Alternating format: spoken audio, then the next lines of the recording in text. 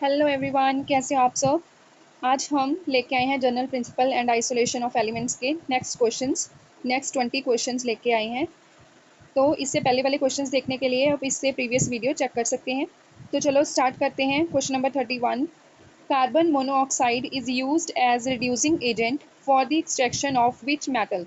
ठीक है, कौन सी मेटल की रिडक्शन के लिए हम कार्बन मोनोऑक्साइड यूज़ करते हैं एज अ रिड्यूसिंग एजेंट। तो इसका करेक्ट आंसर क्या होगा, हम प्रीवियस जो हमारी वीडियो है उसमें भी हम कर चुके हैं कि जब हम आयरन की एक्सट्रैक्शन करते हैं तो उस टाइम हम कार्बन मोनोऑक्साइड को as a reducing agent use करते हैं। इसमें हमारे पास क्या होती है, वो ब्लास्ट फर्नेस, ठीक है, उसमें हम मिक्सचर डालते हैं तो कार्बन मोनोऑक्साइड का यूज़ करते हैं। तो 31 का ऑप्शन नंबर कौन सा करेक्ट हो गया, option number D, option number D iron. Now question number 32, an aluminothermic processes aluminium act as. तो मैंने कल भी बताया था एल्यूमिनोथर्मिक रिएक्शंस कौन सी होती हैं, जिसमें हम कोई मेटल ऑक्साइड की रिएक्शन करवाते हैं एल्यूमिनियम पाउडर के साथ। ठीक है, तो उस टाइम एल्यूमिनियम कैसे एक्ट करता है, तो इसका करेक्ट आंसर क्या होगा हमारे पास, एज अ रिड्यूसिंग एजेंट, क्योंकि हम रिडक्शन ही करवाते हैं वहाँ पे एल्यूमिनियम पाउडर के साथ। तो aluminium as a reducing agent use करते हैं एल्यूमिनोथर्मिक प्रोसेसेस में। Now question number 33, electrometallurgical processes is employed to extract. Electrometallurgical processes हम किन के लिए यूज़ करते हैं, कौन सी मेटल्स के लिए हम इलेक्ट्रोमेटलर्जिकल प्रोसेसेस यूज़ करते हैं। तो हम ये प्रोसेस उन मेटल्स के लिए यूज़ करते हैं which are highly reactive in nature. तो हमें पता है कि मोस्टली हाईली रिएक्टिव मेटल्स कौन सी होती है हमारे पास, सोडियम एंड मैग्नीशियम। तो यहाँ पे हमारे पास ऑप्शंस हैं iron, lead, sodium and silver. ठीक है, तो इनमें से option number C, sodium is highly reactive metal. तो हाईली रिएक्टिव मेटल्स के लिए हम इलेक्ट्रोमेटलर्जिकल प्रोसेसेस है वो यूज़ करते हैं। ठीक है, now question number 34, cinnabar is ore of which metal. Cinnabar किस मेटल की ओर होती है, ये सभी को पता होगा, बहुत ज़्यादा फेमस है, कॉमन है 34। तो ये वाली cinnabar is an ore of mercury. किसकी ओर होती है, ये मर्करी की ओर होती है सिनाबार। ठीक है, HgS, इसका फॉर्मूला क्या होता है हमारे पास, HgS। Now question number 35, magnetic separation method is use to concentrate. Magnetic separation method हम किनकी कंसनट्रेशन के लिए फाइंड करते हैं। ये क्वेश्चन भी मैंने कल करवा दिया था। मैग्नेटिक जिनमें वो ओर्स जिनमें मैग्नेटिक प्रॉपर्टीज़ होती हैं, ठीक है, तो उनके लिए हम मैग्नेटिक सेपरेशन मेथड यूज़ करते हैं। तो इसमें कौन सी ऑप्शन करेक्ट होगी हमारी, देखो, option number A is chromite और, ऑप्शन नंबर बी मैग्नेटाइट और, नंबर 3 पायरोल्साइट और, option number D all of these. तो इसका 35 का करेक्ट आंसर क्या होगा, ऑल ऑफ दीज। ठीक है, all of these, because chromite ore में भी हमारे पास मैग्नेटिक प्रॉपर्टीज़ होती हैं, मैग्नेटाइट तो होती ही आयरन की ओर है, पायरोसाइट ओर भी हमारे पास क्या है, मैग्नेटिक प्रॉपर्टीज़ शो करती हैं। तो मैग्नेटिक सेपरेशन मैथड इन सभी के लिए वैलिड है। सो इसका करेक्ट आंसर क्या होगा, all of these. Now question number 36, which of the following metal that cannot be obtained by electrolysis of aqueous solution of their salts। कौन सी मेटल हमें इलेक्ट्रोलिसिस करके एक्सट्रैक्ट नहीं की जा सकती। ठीक है, किसको हम इलेक्ट्रोलिसिस मेथड से एक्सट्रैक्ट नहीं कर सकते। तो ऑप्शंस क्या है हमारे पास, silver, magnesium, copper and chromium.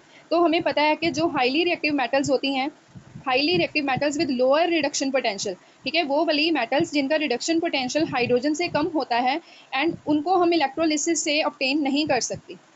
ठीक है, इलेक्ट्रोलिसिस से हम उन मेटल को ऑब्टेन कर सकते हैं जो जिनका रिडक्शन पोटेंशियल हाइड्रोजन से क्या होता है, ज़्यादा होता है। ठीक है, तो highly reactive metals with lower reduction potential than hydrogen can not be obtained by the electrolysis of their salts. ठीक है, तो कौन सी मेटल्स होती हैं, हमें पता है हाइड्रोजन जिनका रिडक्शन पोटेंशियल हाइड्रोजन से कम होता है, लाइक मैग्नीशियम होगी, एल्यूमिनियम होगी। आप रिएक्टिविटी सीरीज वाला वो देख लेना है ना, हमारे पास टेबल है, तो उसमें क्या है हमारे पास, जो मैग्नीशियम एंड एल्यूमिनियम होती हैं, लाइक इनकी तरह और भी होती हैं, हाइड्रोजन का जिनका रिडक्शन पोटेंशियल हाइड्रोजन से कम होता है, तो उन्हें हम इलेक्ट्रोलिसिस मेथड से एक्सट्रैक्ट नहीं कर सकते। तो इसका करेक्ट ऑप्शन क्या होगा हमारे पास, देखो ऑप्शन नंबर ए क्या था, silver, magnesium, copper and chromium. तो 36 का करेक्ट आंसर क्या होगा हमारे पास, मैग्नीशियम।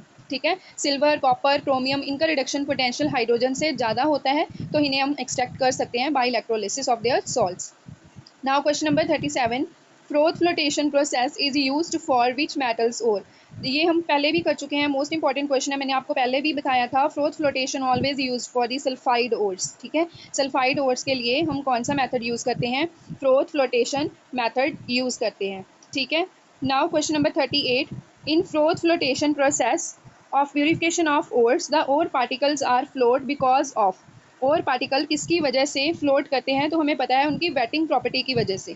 ठीक है। तो फ्रोथ फ्लोटेशन प्रोसेस में जब हम प्योरीफिकेशन करते हैं और की, और पार्टिकल क्यों फ्लोट करते हैं, सिंक क्यों नहीं करते, तो करेक्ट आंसर 38 का क्या होगा हमारे पास, option number A, because they are light weight, क्योंकि ये क्या होते हैं, लाइट वेट होते हैं। ऑब्वियस, ये वाला ऑब्वियस क्वेश्चन था, बिकॉज कोई भी चीज़ अगर लाइट होगी तो वो फ्लोट करेगी, अगर हैवी होगी तो वो डिप कर जाएगी। दैट्स वाई इसका करेक्ट आंसर क्या होगा, दे आर लाइट। ठीक है, 38 का दे आर लाइट। ठीक है। Now question number 39, in the extraction of copper from its sulfide ore, metal is finally obtained by the reduction of copperous oxide with which metal sulfide। ठीक है, जब हम कॉपर की एक्सट्रैक्शन करते हैं इसकी सल्फाइड ओर से, तो मेटल फाइनली कहाँ पे ऑब्टेन होती है, जब हम क्यूप्रस ऑक्साइड को किस से रिएक्ट करवाते हैं। तो इसका करेक्ट आंसर 39 का होगा option number C, option number C, copper 1 sulphide. तो इसकी हमारे पास रिएक्शन होती है कि जब हम कॉपर ऑक्साइड को Cu2O को कॉपर सल्फाइड से रिएक्ट करवाते हैं, तो हमारे पास कॉपर के 6 मोल्स बनते हैं एंड साथ ही साथ सल्फर डाइऑक्साइड क्या रिलीज होती है, सल्फर डाइऑक्साइड। तो ये वाला कॉपर जो है, जो हमें इस रिएक्शन में मिला, वो है copper 1 sulphide.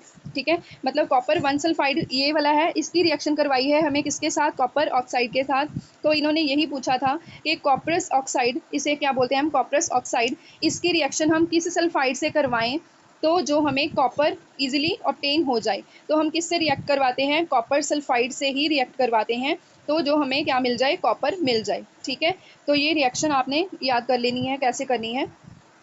Now question number 40, the metal which can not be prepared on the reduction of its oxide by aluminium.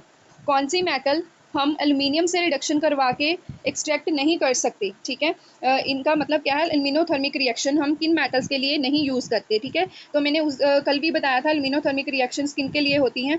तो इससे हमारे पास कौन सा आंसर आएगा, 40 का option number A, option number A, potassium. Because potassium can not prepared by the reduction of oxide by aluminium. क्यों नहीं कर सकते, because it is more electropositive than the aluminium. ठीक है, एल्यूमिनियम से ज़्यादा क्या होती है, इलेक्ट्रोपॉजिटिव होती है। That's why we can not use aluminothermic process here. Okay, now 41, question number 41, the salt which is least likely to be found in the minerals. कौन सा सॉल्ट सबसे कम पाया जाता है मिनरल्स में, इसका करेक्ट आंसर क्या होगा हमारे पास, option number D, nitrate. Nitrate salt हमें बहुत कम पाया जाता है। क्लोराइड देखो इजीली मिल जाता है, सोडियम क्लोराइड, सल्फेट इजीली मिल जाते हैं, सल्फाइड और इजीली अवेलेबल है। बट कौन से नाइट्रेट और कौन से हमारे पास सॉल्ट हैं जो इजीली अवेलेबल नहीं है, नाइट्रेट। कौन से salt, nitrate salts are not found to be easily. ठीक है, now question number 42, the process of concentrating silver and gold ore is based upon their solubility in. जब हम AgO सिल्वर एंड गोल्ड की extraction करवाते हैं, concentration करवाते हैं, तो इनकी सॉलिबिलिटी किस पे बेस्ड होती है। तो 42 का करेक्ट आंसर क्या होगा, option number D, KCN, potassium cyanide. किससे, पोटाशियम साइनाइड से। ठीक है, now question number 43, question number 43, just wait, I hope आपको क्वेश्चन समझ आ रहे होंगे। यस, क्वेश्चन नंबर 43, क्या हमारे पास रिएक्शन दी गई है, which metal of purification is represented by the equation. देखो इक्वेशन में हमारे पास टिन दिया गया है इम्प्योर, इसकी रिएक्शन करवाई है आयोडीन से, तो हमारे पास टिन टेट्रा आयोडाइड बना है। तो उसके बाद उसकी फिर से रिडक्शन करवाई तो हमारे पास प्योर टिन की फॉर्मेशन होती है। तो यहाँ पे एक्चुअली में क्या हो रहा है, एक्सट्रैक्शन ऑफ टिन हो रही है।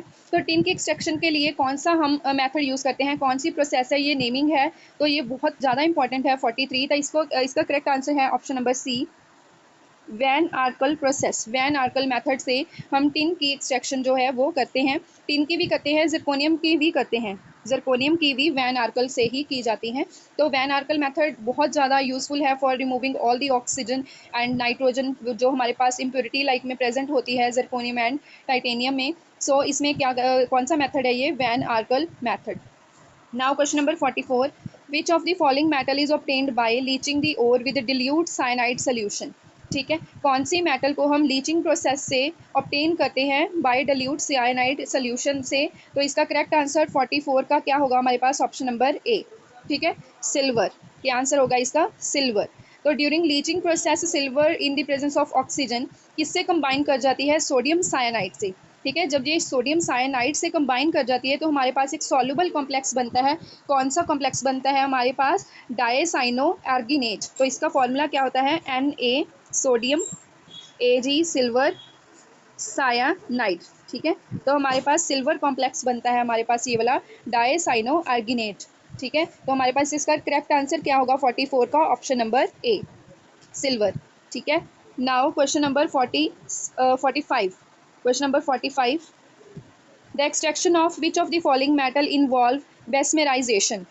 ये मैंने कल भी करवा दिया था। बेस्मेराइजेशन प्रोसेस से हम कौन सी मेटल की एक्सट्रैक्शन करते हैं, तो इसका करेक्ट ऑप्शन क्या होगा, ऑप्शन नंबर ए, कॉपर।